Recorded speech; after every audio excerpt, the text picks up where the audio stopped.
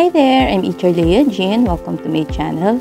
For today's video, ang topic na i-discuss ko ay kung paano ba malalaman kung nakalimutan na ang Registration Reference Number or RRN sa National Commission on Senior Citizens or NCSC Online gamit ang mobile phone.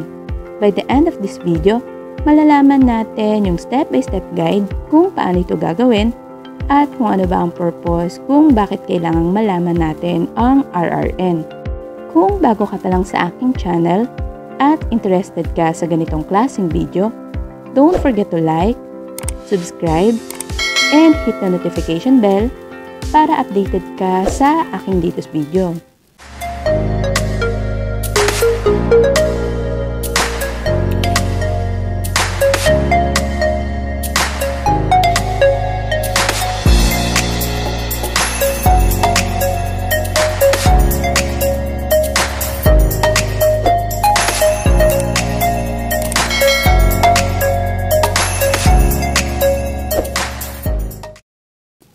After pong mag-register sa website ng NCSC through online, may mag-a-appear po na Registration Reference Number or RRN. Ito po ay magsaserve as receipt na nakapag-register na sa NCSC ang Senior Citizen Registrant. Pero para sa mga nag-submit ng Senior Citizen Data Form or SCDF manually, wala pong RRN na ipoprovide. Ang RRN po ay na-generate lang para sa mga online registration. Ginagamit din po ito para ma-verify at ma-check kung included na sa NCSC database ang name ng Senior Citizen Registrant.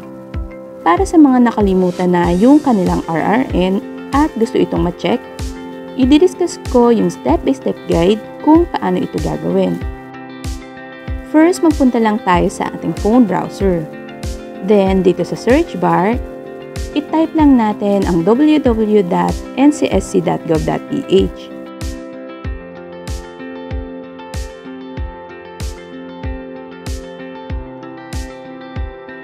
Pag nasa website na tayo ng NCSC, makikita natin dito kung gaano nakadami ang nakapag-register na senior citizens sa kanilang database. Tap lang natin yung Verify Here to Proceed. Pag nasa registration verification page na tayo, drag down lang natin at itap ang verify using exact name and birthday. Next, need nating i-provide yung name and birth date ng registrant. Reminder lang po yung details na ilalagay natin ay tama sa details na nilagay during registration. If meron pong konting difference sa entries, hindi po mariretrieve yung record na hinahanap natin. I-enter lang po natin yung complete name.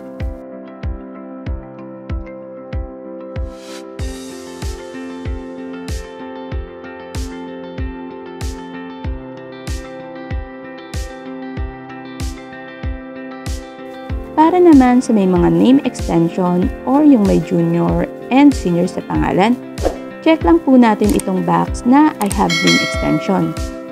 Then, pipiliin lang po natin kung ano yung name extension. Kung wala naman pong name extension, wag po natin i-check itong box. Next, i-enter naman natin yung birthday.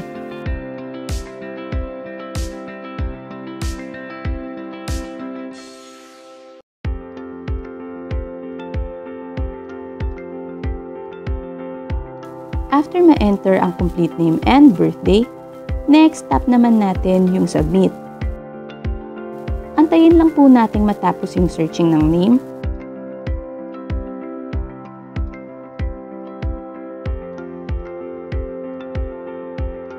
Then lalabas na po yung registration verification at makikita na natin yung details ng Senior Citizen Registrant. Naka-indicate po sa itaas ng name ang Registration Reference Number or RRN. Ganun lang po kadaling mag-retrieve or malaman ang Registration Reference Number or RRN ng NCSC. Hopefully, makatulong po yung video na ito para sa mga senior citizen na nakalimutan na ang kanilang RRN. Para naman po sa mga hindi pa naka-register, I highly suggest na ngayon pa lang po ay mag-register na sa NCSC. Huwag na po nating antayin kung kailan nag-start na yung mga programa at serbisyo ng gobyerno para sa mga senior citizen ay tsaka palang magre-register. Tulad na lamang po nung cash gift program na 10,000 at 100,000 para sa mga senior citizen na malapit nang mapa-implement. Kung gusto nyo pong malaman yung tungkol dito sa cash gift program na ito, meron po akong video na ginawa tungkol dito. Makikita nyo po yung link bago matapos yung video na ito. You can also check yung description box para sa link ng video. For more tutorial videos na gaya ng mga nasa screen, you can visit my YouTube channel to watch these videos. Okay, so that's it for today's video. Kung meron kayong questions or clarifications, just comment down below. And don't forget to like and subscribe to my YouTube channel. Para naman sa mga mas detailed na questions or concerns, you can reach me sa aking Facebook page at huwag pong kalimutang mag-like at i-follow yung aking page.